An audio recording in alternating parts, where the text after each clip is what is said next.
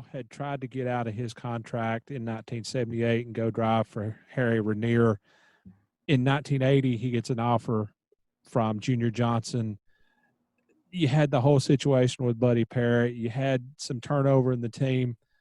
Was there ever a point where you said, okay, that's it, I'm done, I'm closing up shop, I'm going back to Connecticut?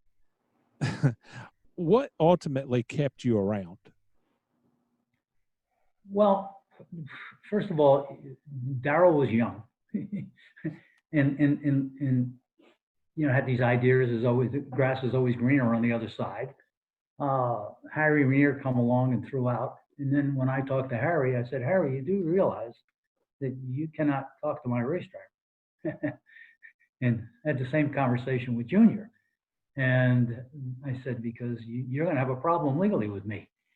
And they got it because they were, well, not so much Junior, but Junior got it, whether his lawyers told him or what. And of course they pulled out totally. They had to, or I would have sued them. But Darrell was, I forget the first date you gave, but he was unhappy, and so we'd go through his contract and say, what is it that you're unhappy with? And a lot of times it was ridiculous. And as you note, if you went back through the records and things, you found that he continued to drive for us, and he just was showing every year he had a whole new deal, and after a while, I just took it as just a bump in the road. The grass is always greener on the other side situation. Well, until he decided he wanted to move. How could the grass get any greener than driving a Gatorade car? Well, let's face it. When he and his father-in-law came to Connecticut, it was told me that his father-in-law, who was backing him, was not in a position to do it anymore because of the public company. They couldn't sponsor, and Darrell, had run up some bills, and he really needed a deal. And but all new drivers run across that.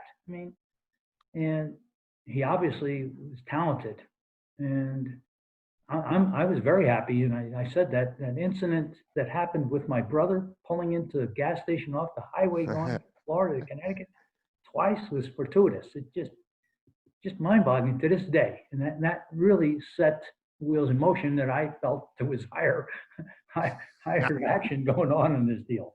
But well, finally in 1980, Darrell did get out of his contract and did go drive for Junior. Now we've all heard different stories about how that happened. Tell us how it happened. How he left? Yeah, how he got out of that contract. What did he have? Sure. He just thought he could walk. He just didn't understand that that the contract called, he would have to buy his contract out. Right. And he didn't quite understand all the nuances with respect to that. Today he does.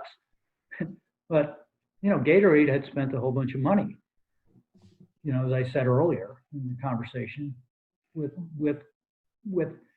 getting ready for the next year. And what I wanted was a financial settlement. If I was going to let him go, I needed a financial settlement, a fair one out of him, that made, these obligations that were set forth for the following year is absorbed by him. It just was not a fair deal. So that's all it was to that. Right. So we did that, and I let him go.